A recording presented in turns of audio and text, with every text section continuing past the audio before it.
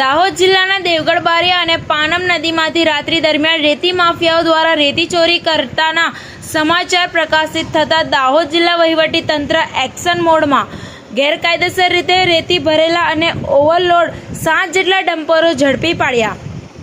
દાહોદ જિલ્લામાં રેતી માફિયાઓનો આતંક ચરમસીમાએ પહોંચ્યો છે।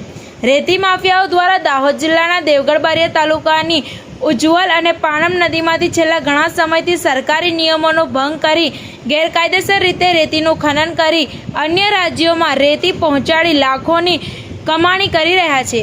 ખાસ કરીને રાત્રિ દરમિયાન અંધારાનો લાભ લઈ ઓવરલોડ અને નંબર વગરના ડમ્પરો અન્ય રાજ્યોમાં જઈ રહ્યા છે અને તે રેતીમાંથી નીકળતા પાણીથી રસ્તાઓ હાઈવે ખખડધજ થઈ રહ્યા છે અને તેના કારણે સરકારી માલનો નુકસાન પણ થઈ રહ્યું છે અને રાત્રિ દરમિયાન બેફામ રીતે અને ઓવરલોડ ભરી ડમ્પરો દોડાવી રસ્તે ચાલતા વાહનોને નુકસાન પહોંચાડવાની ઘટનાઓ પણ ભૂતકાળમાં બની ચૂકી છે અને કેટલાય લોકોએ જીવ ગુમાવ્યા છે।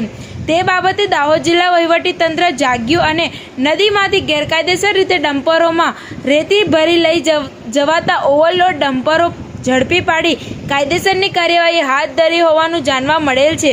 આજ રોજથી રેતી ભરેલા ડમ્પરો પકડવાની કામગીરી ખાણ ખનીજ વિભાગ દાહોદ દ્વારા શરૂ કરાઈ છે, ત્યારે એ કામગીરી કેટલા સમય સુધી ચાલશે તે જોવાનું રહ્યું। TV18 ન્યૂઝ નેટવર્ક સાથે રિપોર્ટર ઇમરાન શેખ, દેવગઢ બારિયા।